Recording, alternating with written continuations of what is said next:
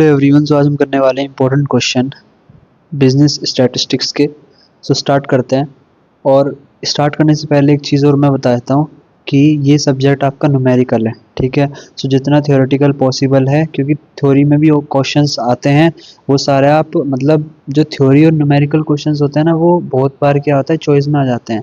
आप theory question कर सकते हो, न्यूमेरिकल अगर आपको नहीं आता, ठीक है। वरना न्यूमेरिकल आता है तो बहुत अच्छी बात है, फिर तो आप पेपर में टॉप ही करके आओगे। स्टार्ट करते हैं और इसको अच्छे से कर लेना। जो मैं वीडियो करा रहा हूँ ये भी बहुत इंपॉर्टेंट है, जो ये क्वेश्चंस मैं बताने वाला हूँ इस वीडियो के अंदर। बाकी खुद से भी और अच्छे से पढ़ के जाना। स्टार्ट करते हैं। बाकी कुछ इंपॉर्टेंट चीज़ें मैं वीडियो के बीच में बताऊँगा, देखते रहना। स्टार्ट करते हैं। पहला है स्टैटिस्टिक्स क्या होता है।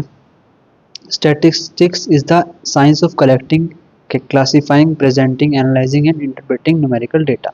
मतलब कि जब आप डेटा को कलेक्ट करते हो, फिर उसको क्लासीफाई करते हो, उसको प्रेजेंट करते हो किसी के सामने, या उसको एनालाइज करते हो, ये सब जब आप एक न्यूमेरिकल डेटा, मतलब डेटा न्यूमेरिकल होना चाहिए, जैसे कि नंबर्स में होना चाहिए, क्वांटिटी में होना चाहिए, ये सब क्वांटिटेटिव टर्म में होना चाहिए, क्वालिटेटिव में नहीं होना चाहिए, ठीक है। ये सब, इस सब का क्लासीफाइंग करना, प्रेजेंटिंग करना, एनालाइज करना, इन सब को क्या बोलते हैं, स्टैटिस्टिक्स बोलते हैं। और statistics is the science of collecting ये सब, ठीक है। स्टैटिस्टिक्स जो होती है वो गवर्नमेंट प्लानिंग में, इकोनॉमिक्स में, साइंसेज में, बिजनेस, एजुकेशन एंड रिसर्च में ज़्यादा यूज़ होती है। ऐसी जगह पे आपने देखा होगा गवर्नमेंट अपनी इकोनॉमिक्स में, गवर्नमेंट प्लानिंग में ज़्यादा यूज़ होती है ये सब चीज़ें। It helps in policy making में हेल्प करती है। Measuring economic growth, population studies and business decision. ये सारी चीज़ों में स्टैटिस्टिक्स यूज़ होता है, ठीक है। नेक्स्ट है father of statistics, professor Prasanta Chandra Mahalanobis. ये थे इंडिया स्टैटिस्टिक्स के फादर, ठीक है। Is known as the father of Indian statistics. He founded the Indian statistical institution ISI Kolkata in 1931, ठीक है, वो उन्होंने फाउंडेड किया था। ही played a key role in India 5 year plan. 5 year जो प्लान था ना 1956 से 1961 के बीच में, उसमें इन्होंने बहुत बड़ा की रोल प्ले किया था। उसके बाद आता है he introduce the Mahalanobis distance and important statistical concept, ठीक है। इन्होंने एक कॉन्सेप्ट किया था इंट्रोड्यूस। इसको ज़्यादा डिटेल में नहीं जाते हैं, बाकी बेसिक सा ओवरव्यू यही है, ठीक है। अब आगे करते हैं। स्टैटिस्टिक्स क्या होता है तो आपको समझ में आ गया होगा। डेटा को कलेक्ट करना, उसको क्लासीफाई करना, प्रेजेंट करना, एनालाइज करना, ये होता है। अब इसकी इंपॉर्टेंस क्या होती है कि मतलब स्टैटिस्टिक्स ज़रूरी क्यों होता है, इंपॉर्टेंट क्यों होता है। पहला, ये डिसीजन मेकिंग में हेल्प करता है, हेल्प्स इन डिसीजन मेकिंग, ठीक है। गवर्नमेंट के द्वारा, मैनेजर्स के, बिजनेस के द्वारा यूज़ करा जाता है। उनको डिसीजन लेने में आसानी होती है जब उनके पास डेटा होता है ना, कि भाई ये करने से ये हो रहा है, तो वो पता लगा पाते हैं कि भाई हम डिसीजन मेकिंग अच्छे से कर पाते हैं कि अगर हम ये करेंगे तो इससे ये रिजल्ट निकल सकता है, ठीक है, ऐसा। नेक्स्ट, यूजफुल इन प्लानिंग में यूज़ होता है। सिंप्लीफाइज कॉम्प्लेक्स डेटा, बहुत ज़्यादा जो कॉम्प्लेक्स डेटा है उसको ये स्टैटिस्टिक्स सिंप्लीफाई कर देता है, ठीक है। हेल्प्स इन कंपैरिजन, वही enable comparison between two periods, places और ग्रुप्स। दो चीज़ों के बीच में कंपैरिजन करने में ये बहुत ज़्यादा काम आता है, या जो दो से ज़्यादा चीज़ों के बीच में ये कंपैरिजन करने में बहुत ज़्यादा हेल्पफुल होता है, ठीक है।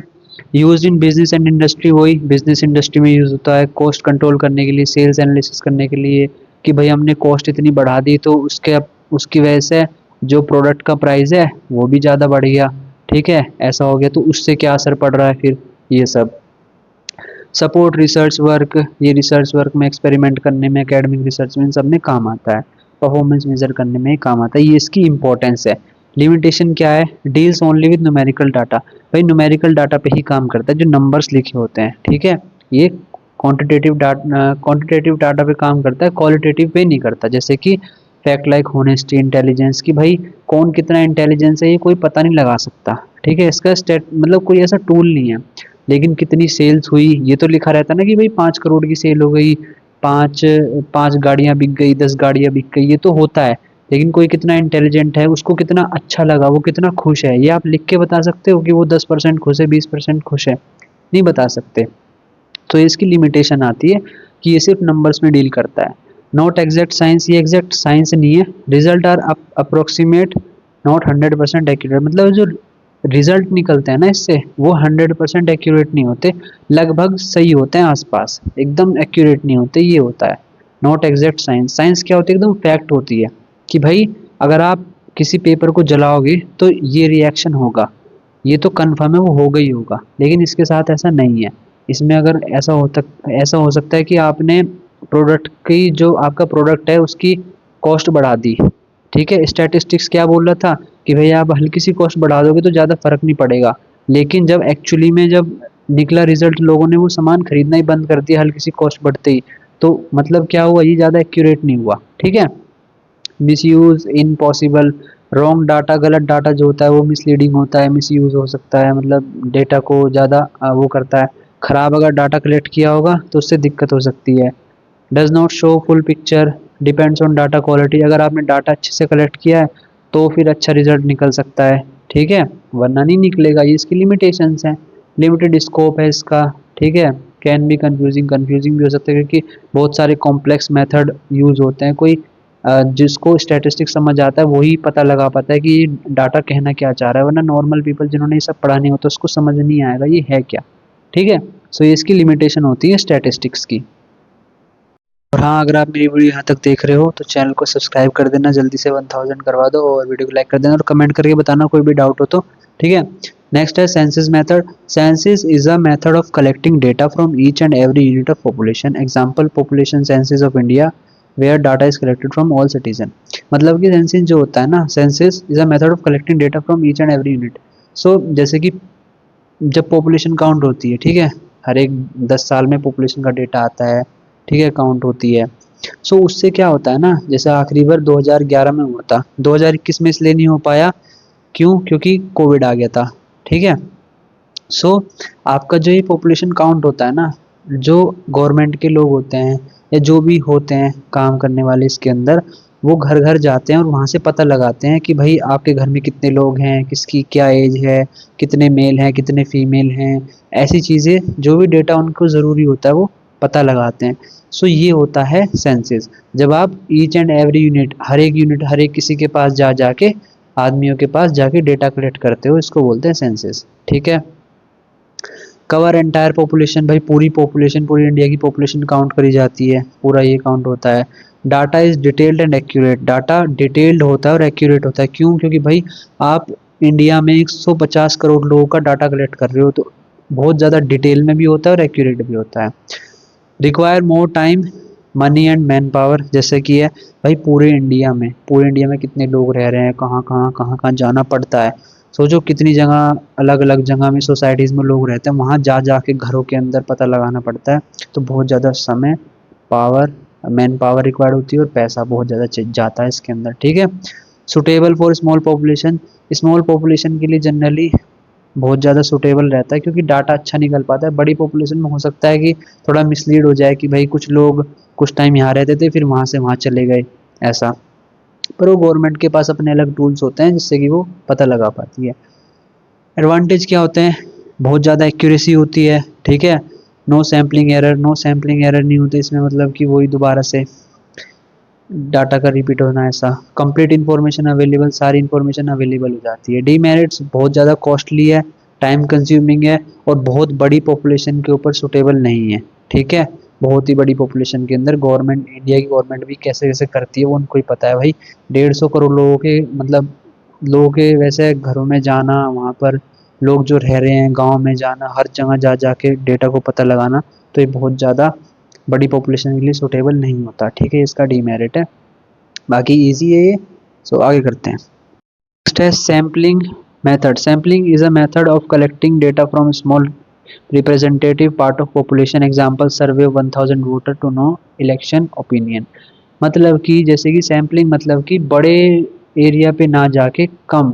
ठीक है, sampling is a method of collecting data from small, छोटे लोगों से डेटा को कलेक्ट करना ताकि ओवरऑल व्यू लिया जा सके। ठीक है, अब सपोज करो टोटल 10,000 लोग थे, 10,000 जो लोग थे उनमें से आपको डेटा निकालना था, लेकिन आपने सोचा कि ये बहुत ज़्यादा हो जाएगा, तो आपने क्या सोचा कि 3-4 हज़ार लोगों से ही बात कर लेते हैं। तो 3-4 हज़ार लोगों से बात कर लेंगे ना, तो ओवरऑल समझ में आ जाएगा कि सब क्या चाह रहे हैं। ठीक है, 10,000 लोगों से ना पूछ के 10,000 लोगों से पूछेंगे तो बहुत ज़्यादा एक्यूरेट हो जाएगा क्योंकि हर कोई अपना ओपिनियन बताएगा। लेकिन वहीं 3-4 हज़ार लोगों से पूछ लेते हैं, उससे ओवरव्यू पता चल जाएगा कि हाँ भाई हर कोई यही चाह रहा है, ऐसा। ठीक है, ये होता है। Features covers only selected unit, कुछ ही यूनिट्स को सेलेक्ट किया जाता है। सेव्स टाइम एंड कॉस्ट, वही टाइम को बचाता है, कॉस्ट को बचाता है। Require less man power, result are quick, accuracy depend on sample selection. मतलब कि आपने जैसे कि मान लो एक गवर्नमेंट है, एबीसी गवर्नमेंट है, ठीक है, वो इलेक्शन लड़ रही है और उसकी ज़्यादातर जो वोट्स है ना किसी पर्टिकुलर सिटी से आती है, सपोज मेरठ सिटी से आती है, ठीक है, और मेरठ सिटी से ज़्यादा वोट्स आती है उसकी, दूसरी सिटी से कम आती है। तो अगर मेरठ सिटी में अगर अब सेंसस में क्या करेंगे, सारी सिटीज़ में जाएंगे, लोगों से पूछेंगे कि भाई आपने कौन सी गवर्नमेंट लग रहा है, कौन सी जीतेगी, ऐसा है, या आपने किसको वोट दिया है, ऐसा पूछते हैं। लेकिन वो दूसरी सिटीज़ में ना जाके वो क्या बोलेंगे कि भाई जो ये गवर्नमेंट है ना, इसको ज़्यादातर जो वोट्स है ना, अगर मान लो 100 वोट्स है, उसमें से 60-70 जो या 40-50 जो वोट्स है ना, वो सारी इसी सिटी से आती हैं। तो उस सिटी में जाएंगे, ठीक है, वहाँ जाके सबसे पूछेंगे कि भाई आप एक बात बताओ, आपको कौन लग रहा है, कौन जीतेगा, कौन जीतेगा। तो उससे ये पता लग जाता है कि हाँ भाई ओवरऑल इस सिटी में से ज़्यादा वोट आते हैं, तो यहाँ से ही हमने पूछ लिया। यहाँ के लोग कह रहे हैं कि भाई इस बार हमने इन्हीं को वोट दिया है, यही जीतेंगे। तो ओवरव्यू क्या लग जाता है कि हाँ भाई इस बार भी यही जीतेंगे, ऐसा। ठीक है। मेरिट्स क्या होते हैं, इकोनॉमिकल, टाइम सेविंग, वही, suitable for large population. Large population के लिए बहुत मतलब सुटेबल रहता है कि बड़ी पॉपुलेशन पे कवर ना करके किसी छोटे से ही पूछ लेते हैं, ऐसा। टी मेरिट्स क्या है, सैम्पलिंग एरर हो सकते हैं, बायस में अगर लेस डिटेल देन सेंसिस, जैसे कि मैंने बताया बहुत कम डिटेल होता है। आप 10,000 लोगों से उनका ओपिनियन ना पूछ के 4,000 लोगों से ही पूछ के सबका ओपिनियन निकाल ले हो कि भाई सबका लगभग यही ओपिनियन है, लगभग। तो ये होता है, बायसनेस आ जाती है। ठीक है, ये इसके डीमेरिट्स होते हैं। अब आगे करते हैं। नेक्स्ट है primary data and secondary data. Primary data क्या होता है, primary data is the original data collected for the first time, it is collected directly by the investigator, data is collected for specific purpose. जैसा कि आप गए, ठीक है, आप गए और आपने, मान लो आपका फ्रेंड्स का ग्रुप था या आपका कॉलेज था, आपके कॉलेज में आपने 100 बच्चों से पूछा कि भाई तुम्हारा फेवरेट फूड क्या है। आप जा जाके पूछ रहे हो 100 बच्चों से, ये क्या है, ये प्राइमरी डेटा है। ठीक है, और इससे आपने कोई कोई वो निकाला, कोई रिजल्ट निकाला कि भाई ओवरऑल मेरे कॉलेज में जो स्टूडेंट्स हैं उनको पिज़्ज़ा पसंद है ज़्यादा फास्ट फूड में, ऐसा। ये हो गया प्राइमरी डेटा। वहीं सेकेंडरी डेटा क्या होगा, आपने क्या करा, कलेक्ट ना करके किसी पहले के बच्चे ने पहले से कलेक्ट कर रखा था 100 बच्चे के ऊपर, तो आपने वही डेटा उठा लिया। ठीक है, आप खुद नहीं गए कलेक्ट करने, उस बंदे ने पहले से कलेक्ट करके मतलब रख रखा था और आपने उसी डेटा का यूज़ कर लिया, ये हो गया सेकेंडरी डेटा। ठीक है, यही है बस। प्राइमरी डेटा में जब आप लोगों के पास जा जाके पूछोगे तो टाइम ज़्यादा कंज्यूम होगा, खर्चा होगा। वैसे इसमें कोई खर्चा नहीं होगा आपका, बट जब बड़े स्केल पे करा जाता है तो बहुत खर्चा होता है, लोगों को ट्रांसपोर्ट करना होता है, इधर से उधर जाते हैं जो बड़े बड़े वो होते हैं इन्वेस्टिगेटर, उनका खाने पीने का, रहने का खर्चा, ये सारी चीज़ें आ जाती हैं। ठीक है, प्राइमरी डेटा जो होता है बहुत एक्यूरेट और रिलायबल होता है। ठीक है, डिटेल स्टडीज़ होती हैं, आप भाई दो लोगों के पास पर्सनली जा जाके पूछ रहे हो। ठीक है, ये बहुत ज़्यादा टाइम कंज्यूमिंग होता है, ये सारी चीज़ें पॉइंट देख लो।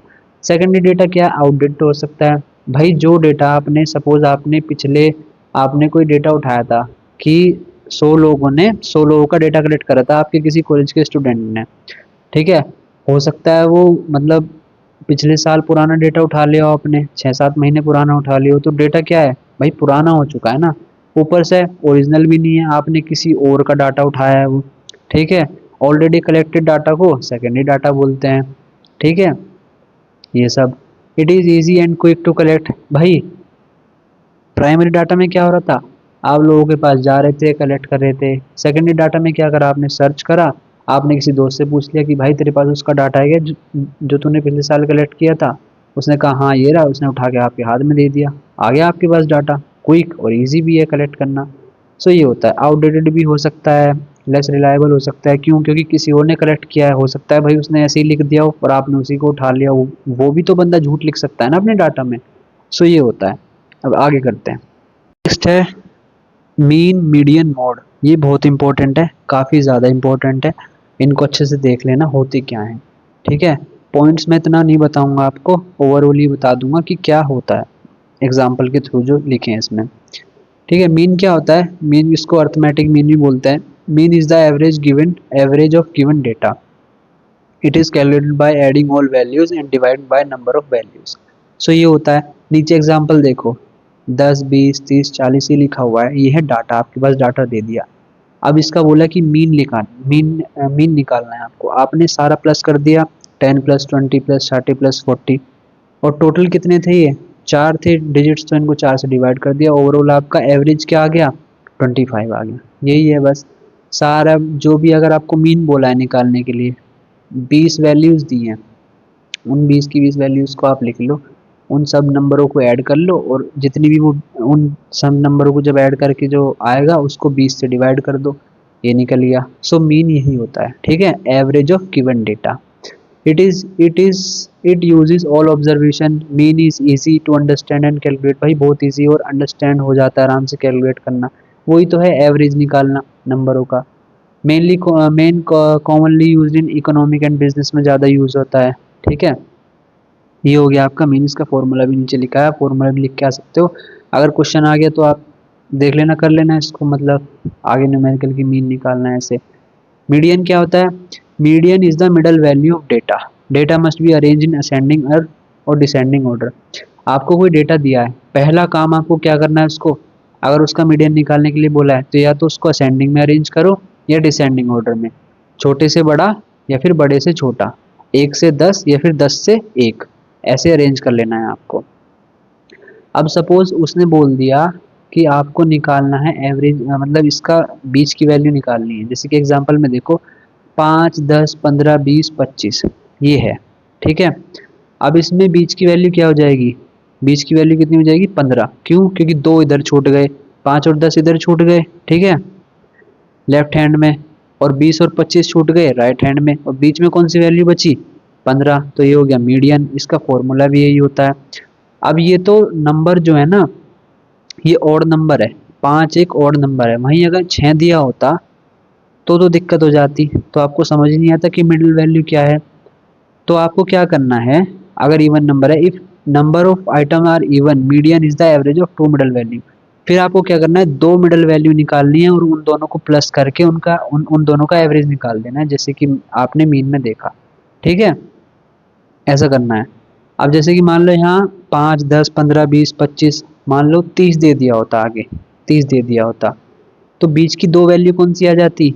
15 और 20, ठीक है।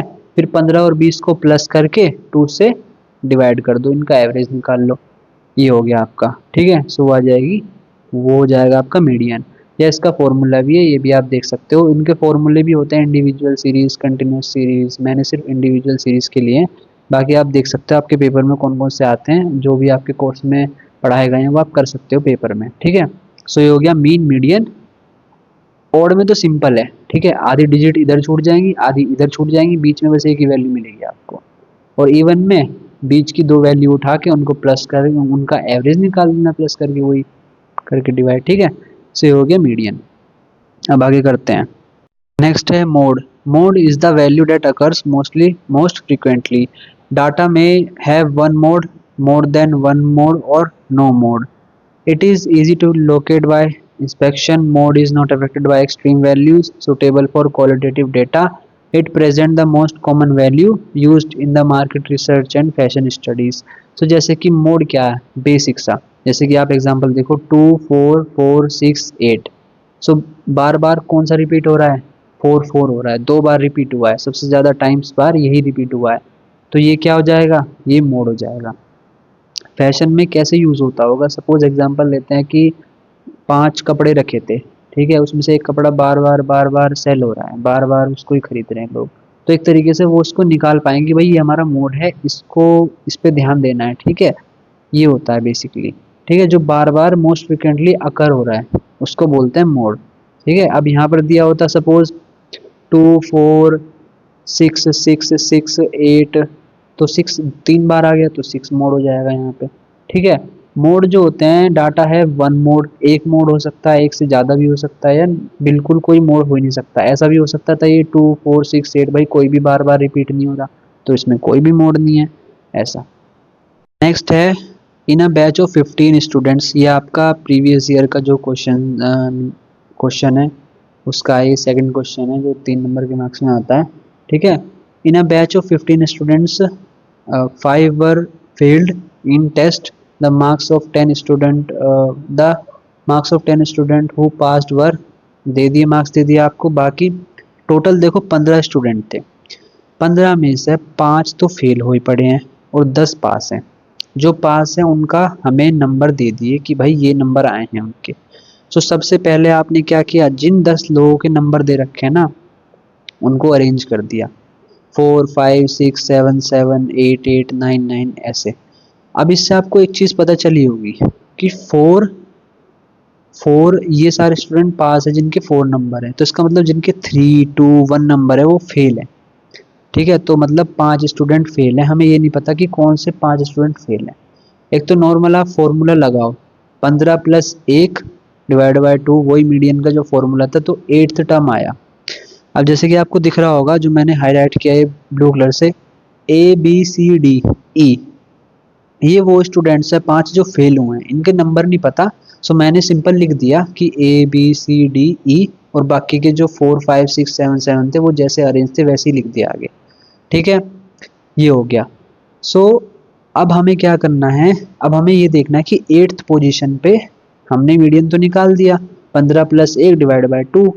ठीक है, जो फॉर्मूला था 8th आया। अब इनमें से 8th टर्म पे कौन है, A पहले पे आ गया, B दूसरे पे आ गया, C तीसरे पे आ गया, D चौथे पे आ गया, E पांचवे पे आ गया। ठीक है, 4 6th नंबर पे आ गया, 5 7th नंबर पे आ गया, 8th किस पे आया, 6th नंबर पे। तो 6th जो है हमारा आंसर है। ठीक है, so what is the median of the marks of all student, हर एक स्टूडेंट का जो मीडियन है वो क्या आ रहा है, 6 आ रहा है। ठीक है, सो 6th इसका आंसर हो गया। सो इतना सिंपल है ये। अब ABCDE हमने पहले क्यों रखे, क्योंकि हमने असेंडिंग ऑर्डर में अरेंज करा था। तो ABCDE वाले जो बच्चे हैं उनके नंबर या तो 1 आया होगा, 2 आया होगा, वो हमें पता नहीं, उससे हमें मतलब भी नहीं है, तो उनको बस ऐसे ABCD लिख दिया। बाकी जो सारे अरेंज थे वो तो हमने किए थे असेंडिंग ऑर्डर में, और फिर हमने 8th टर्म काउंट कर ली कि 8th आइटम कौन सा, 8th नंबर पे कौन सा टर्म आ रहा है, और बस वही हमारा आंसर हो गया। ठीक है, अब करते हैं आगे। सिंपल है, इजी है, एक बार और देख लेना, आपको अच्छे से समझ में आ ही जाएगा। नेक्स्ट है 3 डिग्रीज ऑफ लाइज, ये भी आपके प्रीवियस ईयर के क्वेश्चन पेपर में आया था, 3 नंबर का क्वेश्चन था ये भी। सो ये 3 झूठ होते हैं। ठीक है, एक लाइज, एक डीम्ड लाइज, एक होता है स्टैटिस्टिक्स लाइज जो होते हैं। पहला लाइज सिंपल और डायरेक्ट होता है, untruth. Example, I didn't eat the cookie when you actually did. मतलब आपने ये कहा कि मैंने, जैसे कि आपके फ्रिज में रसगुल्ले रखे थे, आपने वो खा लिए, और आपकी मम्मी ने आपसे पूछा कि भाई वो किसने खाए, तो तुमने क्या बोला, भाई मैंने तो नहीं खाए। तो आपने सीधा सीधा झूठ बोल दिया, लेकिन आपने सच में खाए थे। तो ये क्या हो गया, एक सिंपल लाई हो गया, जो आपने डायरेक्ट मतलब झूठ बोला। ठीक है, एक तो ये होता है सिंपल लाई। एक होता है डिम लाई, बिगर, मोर सीरियस और मोर हार्मफुल लाइज, मतलब बहुत बड़ा झूठ और बहुत ही ज़्यादा सीरियस और हार्मफुल लाइज होते हैं। जैसे कि example, claiming I never borrowed money to cover a large डेब्ट, मतलब कि आपने किसी से 10 लाख रुपए उधार लिए थे। ठीक है, कोई कॉन्ट्रैक्ट कुछ नहीं था, बस ऐसे ही कैश लेके आ गए थे आप कि भाई मैं तो बाद में दे दूंगा। उसके बाद जब वो बंदा पैसे मांगने आया या कोर्ट में चला गया, आपने क्या कहा, भाई मैंने तो पैसे ना लिए कभी भी इससे, मैं तो गया ही नहीं, तो जानता भी नहीं इसे। झूठ बोल दिया आपने, कितना बड़ा झूठ बोला आपने। भाई इतना बड़ा लोन लिया आपने, इतना बड़ा पैसा लिया उस बंदे से, अब आप वापस नहीं कर रहे, आप झूठ बोल रहे हो भी इतना बड़ा। ठीक है, 10 20 रुपए लिए होते तो कोई बड़ी बात नहीं थी, लेकिन 10 लाख रुपए का झूठ बोल रहे हो आप कि भाई मैंने तो लिया ही नहीं है। सो ये हो गया डीम्ड लाइज। ठीक है, नेक्स्ट है स्टैटिस्टिक्स, यूज नंबर, परसेंटेज और ग्राफ्स टू मिसलीड, मतलब कि नंबर, परसेंटेज, ग्राफ्स, इनका यूज करा जाता है झूठ दिखाने के लिए। सपोज एक एग्जांपल लेते हैं, अनएम्प्लॉयमेंट रेट मान लो, एग्जांपल है कि 50% है। इसका मतलब 100 लोगों में से 50 जो लोग हैं वो अनएम्प्लॉयड हैं। ठीक है, अब गवर्नमेंट का डेटा आया, एग्जांपल है, गवर्नमेंट का डेटा आया कि हमने ना अनएम्प्लॉयमेंट 10% से कम कर दी। इसका मतलब 50% जो लोग थे अनएम्प्लॉयड, अब वो 40% हैं। इसका मतलब टोटल अब जिनके पास नौकरी है वो 60 लोग हैं, और जिनके पास नहीं है वो 40 लोग हैं। अब जब आपने सुना कि गवर्नमेंट ने बोला कि अनएम्प्लॉयमेंट डिक्रीज बाय 10%, तो कितना अच्छा लग रहा है सुनने में कि भाई अनएम्प्लॉयमेंट 10% से कम हो गई। चलो ठीक है, ये तो बात अच्छी है, लेकिन जो बाकी के 40% बचे उनका क्या? उनकी तो बात ही नहीं करी। इसमें ये कहीं लिखा है कि unemployment decreases by 10% and now only 40% people are unemployed? ये तो नहीं लिखा ना। सिर्फ क्या लिखा है, अनएम्प्लॉयमेंट डिक्रीज बाय 10%। सो यही चीज़ है कि ये सुनने में कितना अच्छा लग रहा है, पर ये भी एक झूठ है, ये भी एक मिसलीडिंग इन्फॉर्मेशन है भाई। ये एक गलत बात है, आपको दूसरी पिक्चर भी दिखानी चाहिए कि हाँ भाई 40% लोग अभी भी बचे हुए हैं। सो ये होता है 3 लाइस, ठीक है। नेक्स्ट है correlation. Correlation shows the relationship between two variable. दो वेरिएबल के बीच में कैसा रिलेशन है, ठीक है, ये बताता है कोरिलेशन। इसको और अच्छे से मैं आगे बताऊंगा आपको एग्जांपल्स के साथ, ठीक है। It tells how one variable changes when another variable change. मतलब एक के चेंज होने पे दूसरा कितना चेंज हो रहा है। आपकी इनकम ज़्यादा हो गई तो अब आपके खर्चे अगर ज़्यादा हो गए हैं तो इसका मतलब पॉजिटिव रिलेशन है, ठीक है। आपने यहाँ इनकम बढ़ाई तो वहाँ खर्चे बढ़ेंगे, लेकिन वहीं आपने इनकम बढ़ी लेकिन खर्चे नहीं बढ़े, तो नेगेटिव रिलेशन है, या फिर नेगेटिव रिलेशन हो जाएगा, क्योंकि कोई मतलब रिलेशन नहीं है। आपकी तो पैसे तो आपकी वो तो बढ़ गए इनकम, लेकिन आपने खर्चे नहीं बढ़ाए, तो ये एक नेगेटिव रिलेशन है, जो कि अच्छी बात है, ठीक है। One variable changes when another variable, मैंने एग्जांपल की तरह समझा दिया। द रिलेशनशिप में भी पॉजिटिव, नेगेटिव और जीरो, जीरो भी हो सकती है। It measures the degree and direction of relationship, यही है बस। वैल्यू ऑफ आर, इसको आर से डिनोट करते हैं, ठीक है, कोरिलेशन को। और आर जो है वैल्यू जो या तो -1 और +1 के बीच में रहेगी, ठीक है। जो जो भी वैल्यू आपका जो भी कोरिलेशन निकल के आएगा वो इसके बीच में रहेगा, या तो -1 रहेगा या +1 रहेगा, या इसके बीच में कहीं आएगा, ठीक है। कहाँ कहाँ यूज़ होता है कोरिलेशन? बिजनेस डिसीजन में, इकोनॉमिक्स में, फाइनेंस में, एजुकेशन में, मार्केट रिसर्च में, प्रोडक्शन प्लानिंग में, फोरकास्टिंग में, पॉलिसी मेकिंग में, इन सब जगह पे कोरिलेशन का यूज़ किया जाता है, ठीक है। जैसे कि इकोनॉमिक्स में इनकम एंड कंजप्शन की, भाई इनकम बढ़ी तो कंजप्शन भी बढ़ गया, तो पॉजिटिव कोरिलेशन है ये सब। अब आगे मैं इसके टाइप्स बताऊंगा और उसके साथ एग्जांपल भी आपको समझाता हूँ अच्छे से। नेक्स्ट है टाइप्स ऑफ कोरिलेशन, इससे आपको समझ में आ जाएगा क्या होता है। पहला होता है positive correlation, both variable moves in the same direction. Example income and saving, जैसे कि आर इज पॉजिटिव, +1 आएगा, आर पॉजिटिव में आएगा। जैसे कि example more study time high marks, आप जितना ज़्यादा पढ़ोगे उतना ज़्यादा आपके मार्क्स आएंगे, ठीक है। अगर ये हुआ है तो पॉजिटिव रिलेशन है, भाई आपने बहुत ज़्यादा पढ़ा जो कि आपको पढ़ना चाहिए, अगर पेपर आ रहे हैं तो आपके, तो जितना ज़्यादा पढ़ा उतने ज़्यादा मार्क्स आएंगे, तो इसमें क्या है, पॉजिटिव रिलेशन है। अगर ज़्यादा पढ़ने से ज़्यादा मार्क्स आए तो पॉजिटिव रिलेशन है। अगर ज़्यादा इनकम हुई और ज़्यादा सेविंग शुरू करी आपने, ज़्यादा पैसा बचाना शुरू करा। पहले आप 10,000 रुपये कमा रहे थे, उसमें से 2,000 या 1,000 रुपये बचा रहे थे। अब आप 20,000 रुपये कमा रहे हो तो आप 3-4 हज़ार रुपये या 4-5 हज़ार रुपये बचा रहे हो। तो इसका मतलब क्या है, हायर इनकम मोर सेविंग। अगर जितनी आपकी इनकम बढ़ेगी और उतनी ही हिसाब से अगर आपकी सेविंग बढ़ जाए तो इसका मतलब पॉजिटिव को रिलेशन है। रिश्ता जो है इन दोनों के बीच में पॉजिटिव है, अच्छा रिश्ता है, ठीक है। मोर एडवर्टाइजिंग मोर सेल्स, जितनी ज़्यादा एडवर्टाइज करोगे उतनी ज़्यादा सेल्स आएगी। भाई अगर जितनी ज़्यादा एडवर्टाइजिंग करी अगर उतनी ही ज़्यादा सेल्स हो गई, बढ़ गई, तो इसका मतलब पॉजिटिव कोरिलेशन है इनके बीच में। Negative correlation, variables move in opposite direction में जाते हैं वेरिएबल। जैसे कि हायर प्राइस लोअर डिमांड, एक सामान था वो पहले 100 रुपये का मिल रहा था, अब वो सामान 200 रुपये का मिल रहा है। प्राइस तो बढ़ गया लेकिन डिमांड कम हो गई। लेकिन अगर पॉजिटिव होता तो क्या होता, प्राइस भी बढ़ गया और डिमांड भी बढ़ गई। लेकिन यहाँ ऐसा नहीं है, प्राइस बढ़ने से डिमांड कम हो गई, तो ये एक नेगेटिव कोरिलेशन है, अपोजिट जा रहे हैं एक दूसरे के। More speed less time to reach destination, ठीक है। ज़्यादा स्पीड बढ़ने से less time to reach destination, ज़्यादा स्पीड से तो ज़्यादा टाइम लगना चाहिए, मोर स्पीड मोर टाइम, लेकिन ज़्यादा स्पीड में जाने से कम टाइम लग रहा है अब अपने डेस्टिनेशन पे जाने के लिए, ये होता है, ठीक है। जीरो कोरिलेशन शू साइज इंटेलिजेंस, मतलब कि किसी का जूते का साइज बड़ा है तो वो ज़्यादा इंटेलिजेंट होगा, भाई कौन सी बड़ी बात, ये कहाँ की बात है, ये तो कोई भी रिलेशन नहीं है। अगर किसी की ज़्यादा हाइट होगी या तो उसके ज़्यादा मार्क्स आएंगे, ऐसा तो कुछ नहीं होता ना। या फिर किसी की कम हाइट होगी तो उसके कम मार्क्स आएंगे, ऐसा कुछ भी नहीं है। फेवरेट कलर, इनकम, किसी का कोई फेवरेट कलर है तो मतलब अगर किसी का फेवरेट कलर ग्रीन है तो उसकी मतलब इनकम ज़्यादा होगी, ऐसा भी नहीं है। तो ये सारी चीज़ों में क्या है, कोई भी रिलेशन नहीं है, जीरो रिलेशन, नो रिलेशन, इसको जीरो से डिनोट करेंगे। ठीक है, ये होता है एग्जाम्पल। मतलब हाइट और इंटेलिजेंस का कोई भी रिलेशन नहीं है, हाइट से इंटेलिजेंस का कोई भी मतलब नहीं है भाई। हाइट का मतलब ये थोड़ा ना कि इंटेलिजेंस, किसी की हाइट 6 फुट है तो वो भी इंटेलिजेंट होगा ज़्यादा, ऐसा कुछ नहीं है। ठीक है, सो ये कार्ल पियर्सन का कोफिशिएंट ऑफ कोरिलेशन है, ये भी इंपॉर्टेंट है। कार्ल पियर्सन है आपका, और एक है स्पीयर्समैन रैंक कोफिशिएंट, ये दोनों काफ़ी इंपॉर्टेंट है। सो कार्ल पियर्सन में क्या है, it measures the degree and direction of linear relationship between two variable, कि दो वेरिएबल के बीच में क्या डायरेक्शन, क्या लीनियर रिलेशनशिप है, क्या डिग्री ऑफ चेंज है दो वेरिएबल्स के बीच में, जैसे कि मैंने आपको पहले ही बताया वो ये कोरिलेशन वाला। ठीक है, बेसिक सा। It is denote by R, वही आर से डिनोट होता है। आर जो होता है वो तो या तो वो -1 और +1 के बीच में लाया करेगा। ठीक है, प्लस आर क्या शो करेगा, पॉजिटिव कोरिलेशन, माइनस आर क्या शो करेगा, नेगेटिव कोरिलेशन। और अगर जीरो लिखा होगा तो कोई भी रिलेशन नहीं है।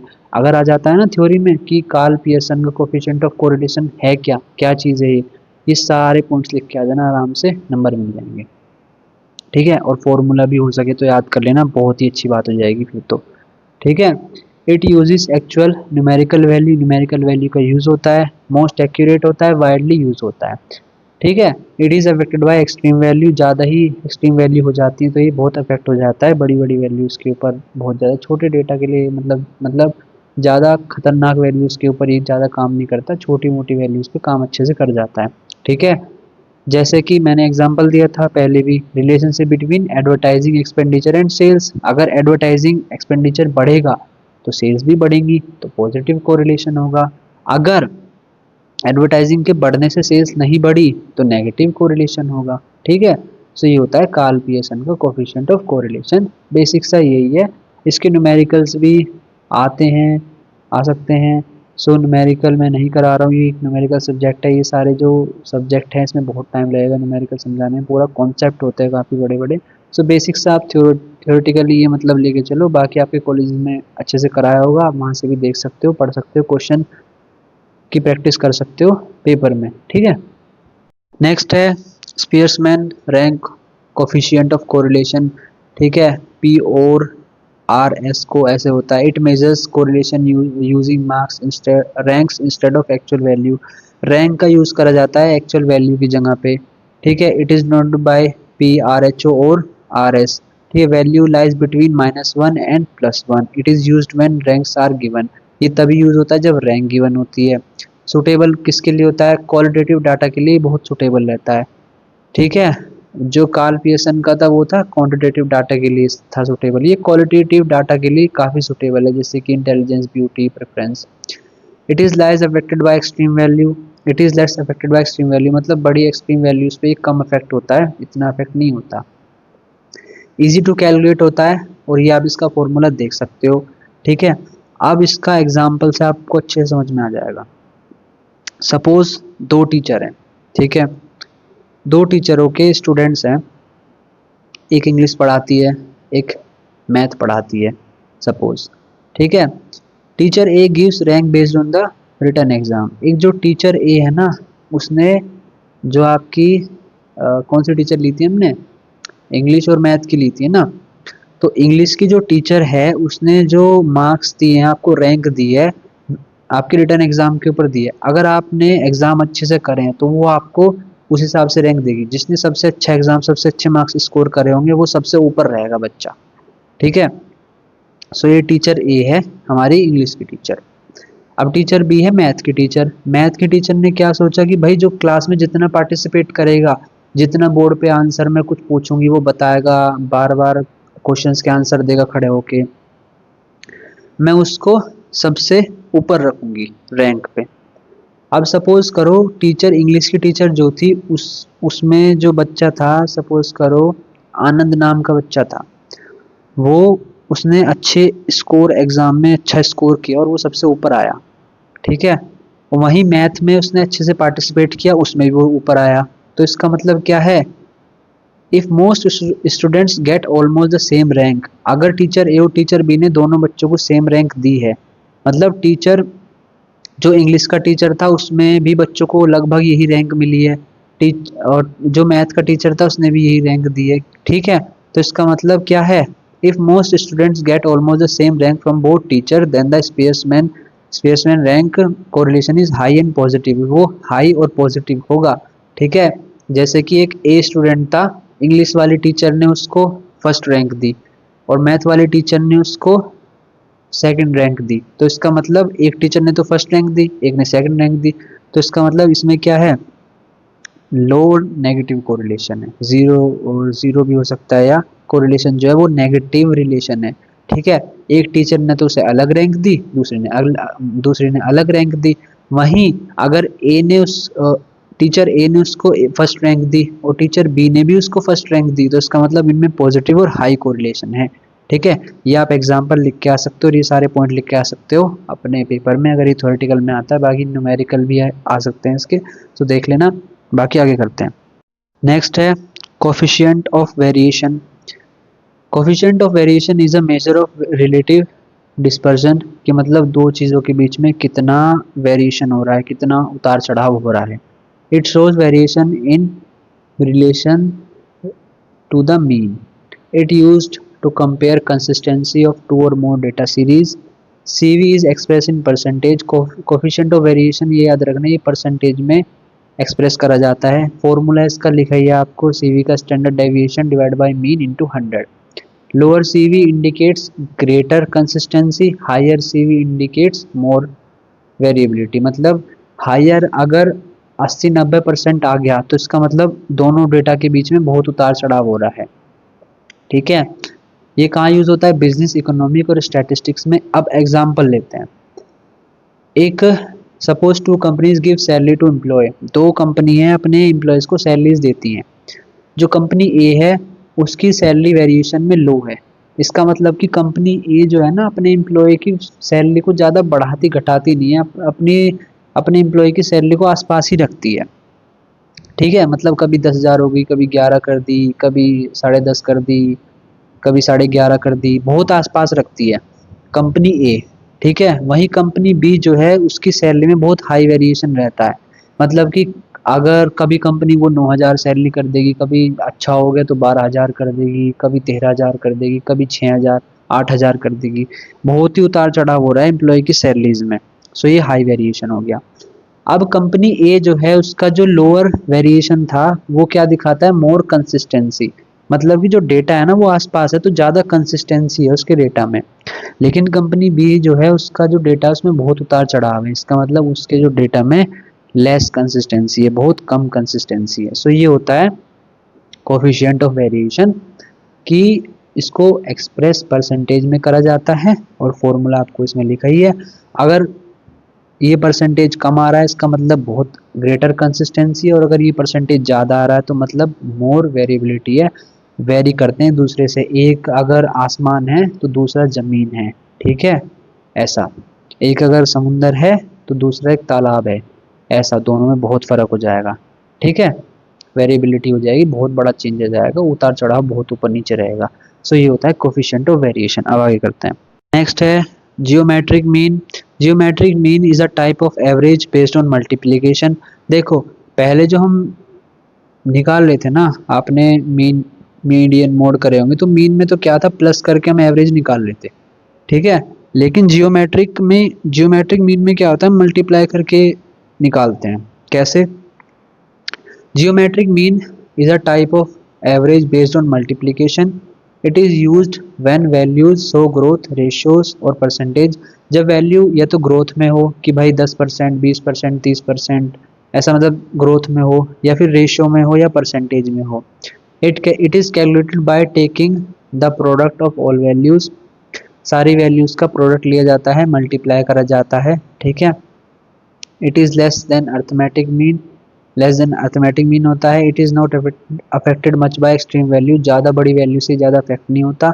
इकोनॉमिक फाइनेंस बिजनेस में ज़्यादा यूज़ करा जाता है। Use for finding average growth rate, average growth rate find out करने के लिए यूज़ करा जाता है। All values must be positive, सारी वैल्यू पॉजिटिव होनी चाहिए अगर इसको कैलकुलेट करना है तो। जैसे कि जियोमेट्रिक कहा कैलकुलेट करने के लिए 2 से 8 के बीच में, सो 2 से 8 के बीच में जो एवरेज निकलेगा वो कितना निकलेगा, ठीक है। सो अगर आप नॉर्मल निकालोगे तो 8+2 डिवाइड बाय ऐसे करते हैं, जो 2 से डिवाइड करोगे, ठीक है। लेकिन यहाँ पर कैसे किया, 8 इंटू 2 16 आया, 16 की रूट क्या है, रूट 16 कितना होगा 4। सो इसका एवरेज कितना आ जाएगा, जियोमेट्रिक मीन कितना निकल के आएगा 4 आएगा। 2 और 8 का, 2 और 8 को मल्टीप्लाई किया, उसका रूट किया, फिर 4 आ गया, ठीक है। सो ऐसे जियोमेट्रिक मीन कैलकुलेट होता है। नॉर्मल जो अर्थमेटिक मीन होता है उसमें तो आप प्लस करके फिर जितनी भी वैल्यूज होती है उसको डिवाइड कर देते हो, नंबर ऑफ वैल्यूज जितनी होती हैं, पहले उनका सम करते हो फिर नंबर ऑफ वैल्यू से डिवाइड कर देते हो, लेकिन यहाँ पर मल्टीप्लाई करते हैं, ठीक है, और फिर उसका रूट निकाल देते हैं, ये होता है जियोमेट्रिक मीन। नेक्स्ट है आपका harmonic mean. Harmonic mean is an average based on reciprocal of values. It is used when data is related to rates और रेशियोज। अगर डेटा रेट्स रेशियोज में होता है तब ये यूज करा जाता है। फॉर्मूला आपको इसको दिख ही रहा होगा। It give more weight to smaller values. जो छोटी छोटी वैल्यूज होती है उसको ज़्यादा वेटेज मिल जाता है, वेट आ जाता है। It is always less than arithmetic mean and geometric mean, ठीक है। Suitable for speed, time, price per unit problems. Speed, time, price per unit problem ऐसे के लिए ये सुटेबल रहता है ज़्यादा। इकोनॉमिक बिजनेस में यूज होता है। All values must be non zero. सारी वैल्यू जो है वो नॉन जीरो होनी चाहिए, जीरो नहीं होनी चाहिए, क्योंकि आपको यहाँ रेसिप्रोकल करना है।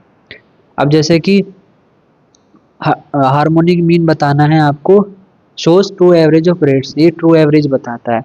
जैसे कि आपको हार्मोनिक मीन बताना है 2 और 4 का, पहले आपने 2 लिखा, फिर डिवाइडेड बाय 1/2, रेसिप्रोकल कर दिया 2 का, ठीक है, प्लस 1/4, 4 का निकालना था ना, तो 4 को भी कर दिया रेसिप्रोकल, इक्वल्स टू 2/3/4 ऐसे करके। सो 4 ऊपर चला गया तो मल्टीप्लाई हो गया 8, और फिर 3 का 3 रह गया वहाँ पर, 8/3 इसका हार्मोनिक मीन आ जाएगा। सो बेसिकली वैल्यूज को रेसिप्रोकल करके निकाला जाता है हार्मोनिक मीन। आपको एग्जाम्पल में भी दिख रहा होगा, अच्छे से आपको समझ में भी आ जाएगा। और न्यूमेरिकल जो आएगा आपका, इसका फॉर्मूला लिखा ही है, आप कैलकुलेट भी कर सकते हो, बाकी इजी है काफ़ी, ठीक है, देख लेना आप अच्छे से। सो अब आगे करते हैं। नेक्स्ट है meaning of index number. A index number is a statistical measure that shows the relative change in variable like price, quantity और वैल्यूज ओवर टाइम और बिटवीन प्लेसेस। मतलब कि कितना चेंज आ रहा है, अगर पिछले साल किसी चीज़ का प्राइस 50 रुपये था तो इस साल कितना चेंज आया है, ठीक है, ऐसा। So purpose it help compare changes in economic data like price and production over time. So ये इंडेक्स नंबर ऐसे यूज़ करा जाता है। Representation representation usually express as percentage, percentage में एक्सप्रेस करा जाता है कि इतना चेंज आया है। फॉर्मूला क्या है इसका, जनरल फॉर्म में बेसिक सा, index number equals to current value divide by base value into 100।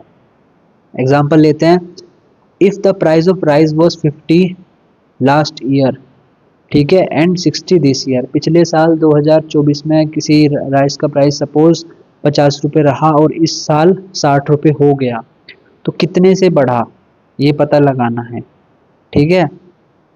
So 60 divide by 50 into 100, 120 आ गया। प्राइस इंक्रीज बाय 20%, कि बेस ईयर इसका 100 था, करंट वैल्यू सोज रिलेटिव चेंज। सो हमने 100%, 100 मान के चला, 100 से 120 हो गया, तो टोटल कितना बढ़ा, 20% का चेंज आया, ठीक है। सो ये इंडेक्स नंबर कितना चेंजेस आ रहा है over the period of time, values के अंदर किसी प्राइस, क्वांटिटी, इन सब में कितना चेंज आया उसको पता लगाने में हेल्प करता है, ठीक है। ये होता है बेसिक सा इंडेक्स नंबर। बेस ईयर हमेशा यहाँ बेस ईयर्स में 100 होगा, अगर 150 आंसर आता तो इसका मतलब 50% से बढ़ गया, ठीक है। अगर 200 आंसर आ गया तो इसका मतलब 100% से बढ़ गया। पिछले साल 100% मान के चलो तो इस साल 100 और बढ़ गया तो 100% आ जाएगा, ऐसे। सो इंडेक्स नंबर यही होता है बेसिक सा, कि प्राइस को मेजर करता है, रिलेटिव चेंज, कितना चेंज आया वेरिएबल में, जैसे कि प्राइस, क्वांटिटी, पिछले साल कितना था इस साल कितना परसेंटेज चेंज आया, ठीक है। ये होता है इंडेक्स नंबर। बाकी आप बेसिक सा ये लिख ही सकते हो, जो पॉइंट्स है सारे लिख सकते हो अगर थ्योरेटिकल में आ जाता है, ठीक है। सो अब आगे करते हैं। नेक्स्ट है एनालिसिस ऑफ टाइम सीरीज, ये भी आपके पिछले ईयर के क्वेश्चन पेपर में आया था। Time series means data collected over a period of time. मतलब टाइम सीरीज क्या होती है कि जो डेटा है वो कितना over the period of time जो कलेक्ट हुआ है, जैसे कि ईयरली बेसिस पे, मंथली बेसिस पे, डेली बेसिस पे, उसको टाइम सीरीज बोलते हैं। Analysis of time series mean studying this data to understand past behaviour. मतलब कि इस डेटा को अंडरस्टैंड करते हैं ताकि पास्ट में जो बिहेवियर रहा है उसको आइडेंटिफाई करा जा सके। It helps to identify patterns and changes over the period of time. जैसे कि मैंने बताया आपको कि पिछले पिछले 5 साल का जो राइस का डेटा था उसको कलेक्ट कर लिया। अब हम उसको एनालाइज करेंगे कि भाई पिछले 5 सालों में कितना प्राइसेस में चेंज आया, पिछला बिहेवियर कार क्या रहा है, प्राइस पैटर्न क्या रहा है, कि भाई प्राइस राइस का बढ़ रहा है, घट रहा है या चेंज नहीं हो रहा, क्या हो रहा है, ये होता है। It help to study seasonal variation. It also show cyclical and irregular fluctuation. So ये होता है time series. Time series generally means data collect over a period of time. ठीक है। Analysis of time series mean मतलब time series का analysis करना, कि मतलब जो डेटा है उसको अंडरस्टैंड करके उसका बिहेवियर जानना, कैसा बिहेवियर है। जैसे कि study of sales of a company from 2018 to 2024।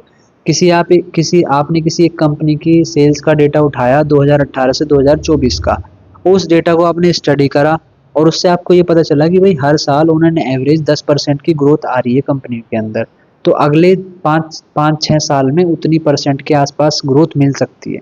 Future sales पता लगा लिया आपने, किस डेटा को रीड करके, पास्ट डेटा को रीड करके। डिकम्पोजिशन ऑफ टाइम सीरीज क्या होता है? Decomposition is a breaking a time series into components to better understand. मतलब जो टाइम सीरीज है उसको छोटे छोटे पार्ट्स में डिवाइड कर देना। जैसे कि कंपोनेंट्स क्या होते हैं? Trend, long term movement in data showing overall growth और decline, example rising population over years. So trend क्या होता है? एक ऐसा डेटा जो मतलब ओवरऑल एक लंबे टाइम से ट्रेंड चलता रहा है कि जो पॉपुलेशन है वो बढ़ती जा रही है हर साल हर साल हर साल। सो ये कंपोनेंट क्या हो गया? ट्रेंड हो गया। ठीक है। सीजनल क्या हो गया? Regular pattern repeating over a fix period, weekly, monthly, yearly. जैसे कि इलेक्ट्रिसिटी यूसेज है, वो समर में, हर साल समर में बढ़ बढ़ता रहता है, हमेशा ज़्यादा ही रहता है। ठीक है। या तो पैटर्न वो रिपीट रहता है या फिक्स रहता है, मतलब हर साल गर्मियों में ज़्यादा इलेक्ट्रिसिटी यूज़ होती है। सो ये कौन सा पैटर्न है? ये एक सीजनल है। ठीक है। एक सीजनल कंपोनेंट है टाइम सीरीज का। साइक्लिकल क्या हो गया? Fluctuation due to economic cycle, longer than seasonal variation, boom and recession economy in every few years. हर एक साल में आपने देखा है इकोनॉमी ऊपर जाती है, नीचे आती है, ऊपर जाती है, नीचे जाती है। इकोनॉमी में लोग इम्प्लॉय करते हैं, मतलब इम्प्लॉयमेंट करते हैं, जॉब करते हैं अच्छे से, तो इकोनॉमी बूम में चल रही होती है। फिर एकदम से क्या होता है? जॉब सबकी हटने लग जाती है, कंपनियां लोगों को निकालने लगती हैं। क्यों? क्योंकि रिसेशन आ जाता है इकोनॉमी में। सो एक साइक्लिकल पैटर्न है जो रिपीट होता रहता है हर एक सालों में, कुछ सालों में। इरेगुलर रैंडम क्या होता है टाइम सीरीज? जैसे कि आपका नेचुरल डिजास्टर, भाई हर साल थोड़ा ना आता है नेचुरल डिजास्टर, या हर महीने आता है, या कुछ सालों में फिर आ जाता है, फिर कभी भी आ सकता है ना, कुछ भी हो सकता है नेचुरल में। सो अनप्रिडिक्टेबल रहता है, random variation due to unforeseen events. ठीक है। रैंडम वेरिएशन रहता है, कुछ भी अनप्रिडिक्टेबल होता है ये, जैसे कि नेचुरल डिजास्टर्स। ठीक है। सो ये होता है आपका टाइम सीरीज के डिकम्पोजिशन ऑफ टाइम सीरीज के कंपोनेंट्स। सो ये है डिस्पर्जन। ये क्या होता है? Dispersion measures the degree to which data values are spread out और स्कैटर।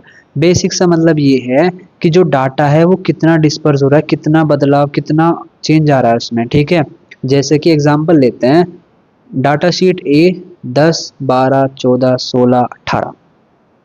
ठीक है। Data sheet B 5, 10, 15, 20, 25। तो जो डाटा ए है उसमें आपने देखा सिर्फ 10 से 12 हुआ, 12 से 14 हुआ, 14 से 16 हुआ, 16 से 18 हुआ। ठीक है। सो कितने का डिफरेंस आ रहा है? 2-2 का डिफरेंस आ रहा है। इसका मतलब ये जो डाटा है ना, ये लेस डिस्पर्स्ड है, लेस डिस्पर्स्ड है। ठीक है। ज़्यादा डिफरेंस नहीं है। लेकिन जो डाटा बी है उसमें 5, 10, 15, 5-5 का डिफरेंस आ रहा है। इसका मतलब ये बहुत ज़्यादा डिस्पर्स है, एक दूसरे से बहुत ज़्यादा दूर दूर है डाटा। ठीक है। सो ये होता है डिस्पर्जन। उसके बाद क्या होता है? इसकी इंपॉर्टेंस क्या होती है? सो डिस्पर्जन की इंपॉर्टेंस क्या होती है? Data consistency, has to know whether data points are clustered और वाइडली स्प्रेड। मतलब कि बताता है कि जो डाटा है वो कंसिस्टेंसी कितनी है, डाटा ज़्यादा दूर दूर तो नहीं है, मतलब एक दूसरे में ज़्यादा डिफरेंस तो नहीं आ रहा है, पास पास में ही है। ठीक है। रिस्क असेसमेंट में हेल्प करता है, कंपेयरिंग डाटा सीट को कंपेयर करने में हेल्प करता है कि भाई allow comparison of variability between two और मोर डाटा सीट, मतलब दो डाटा सीट में एक दूसरे के पास पास में है या बहुत ज़्यादा डिफरेंस आ रहा है, ऐसा भी नहीं होना चाहिए। ठीक है। जैसे कि कंपनी में एक सेल्स था, एक सेल्स पर्सन है, उसने डाटा दिया कि भाई मैंने तो इतनी सेल्स करी, और एक्चुअल सेल्स डेटा जो है वो अलग आया। ठीक है। तो दोनों के बीच में जो मैनेजर है वो पता लगाएगा कि भाई झूठ तो नहीं बोल रहा, कि कहीं झूठ बोल रहा हो कि भाई मैंने तो इतनी सेल्स करी है और बहुत अलग ही डाटा निकल के आ रहा है, ज़्यादा बहुत वो हो रहा है, डिस्पर्जन हो रहा है, ज़्यादा ज़्यादा वेरिएबिलिटी आ रही है, डिफरेंस आ रहा है। ठीक है। डिसीजन मेकिंग में हेल्प करता है, identify outliers, extreme value increase dispersion and indicate outlier, मतलब कि ज़्यादा बड़ी वैल्यू जो होती हैं वो बड़ा बड़ा डिफरेंस ला देती हैं, जिससे कि आउटलायर्स पता लग जाते हैं। अंडरस्टैंडिंग डिस्ट्रीब्यूशन इम्प्रूविंग स्ट्रेटजीज, वही बेसिक से यही है कि complements central tendency to give a complete picture. ठीक है। Business and researchers can design better strategies knowing variability, अगर किसी डाटा में बहुत ज़्यादा वो आ रहा है, चेंज आ रहा है कि भाई बहुत दूर दूर है वो डाटा एक दूसरे से, सो उसको बिजनेस फिर यूज़ नहीं करेगा अपने उसके लिए, क्यों? क्योंकि भाई वो ज़्यादा वो है, ज़्यादा डिस्पर्जन हो रखा है डाटा के बीच में, ऐसा। ठीक है। ये होता है importance of dispersion. So last में ये कुछ टॉपिक्स हैं जो मैंने लिखे हैं, मैंने कवर नहीं किए हैं, और भी एक दो छोटे मोटे टॉपिक्स हैं जो मैंने इस वीडियो में कवर नहीं करे हैं। ठीक है। ज़्यादातर थ्योरेटिकल और इम्पोर्टेंट क्वेश्चंस जो थे मुझे लगे थ्योरी में, वो सारे कवर किए हैं। ये आप कर सकते हो प्रैक्टिस, ये एक न्यूमेरिकल सब्जेक्ट है, इसीलिए मैंने इसमें ज़्यादा मतलब बहुत बड़ी वीडियो हो जाती, पूरा कॉन्सेप्ट 5-6 घंटे की समझाने में, क्योंकि बहुत सारे अलग अलग क्वेश्चन हैं, कॉन्सेप्ट हैं। ठीक है। सिलेबस भी काफ़ी बड़ा है, बट मैंने जो जितना इम्पोर्टेंट था थ्योरेटिकल में, जो अगर आ गया थ्योरेटिकल सब्जेक्ट में, क्योंकि न्यूमेरिकल जो है चॉइस में आ जाते हैं, तो थ्योरी करके आप पास हो सकते हो ईजिली। ठीक है। सो जो था मैंने कवर किया, ये कुछ नंबर थे, ये कुछ मतलब टॉपिक्स थे जो मैंने कवर नहीं करे इस वीडियो के अंदर, ये आप कर सकते हो, और कुछ भी छोटे मोटे और टॉपिक्स है जो आप देख सकते हो जाके, जो कवर नहीं हुए उनको आप कर सकते हो। बाकी इस वीडियो को अच्छे से आप देख लेना दोबारा से, अगर कुछ टॉपिक समझ नहीं आए हैं दोबारा से कर लेना प्रैक्टिस, और न्यूमेरिकल की प्रैक्टिस जरूर करके जाना, क्योंकि न्यूमेरिकल पेपर है। ठीक है। अच्छे से अच्छे नंबर आएंगे, जितनी ज़्यादा प्रैक्टिस कर लोगे उतना ज़्यादा अच्छा रहेगा आपके लिए। सो आज की वीडियो में बस इतना ही। चैनल को सब्सक्राइब करना, वीडियो को लाइक करना, कमेंट करके बताना कोई भी डाउट हो तो, और जल्दी से 1000 सब्सक्राइबर करवा दो। सो मिलते हैं अगली वीडियो में। Thank you, bye.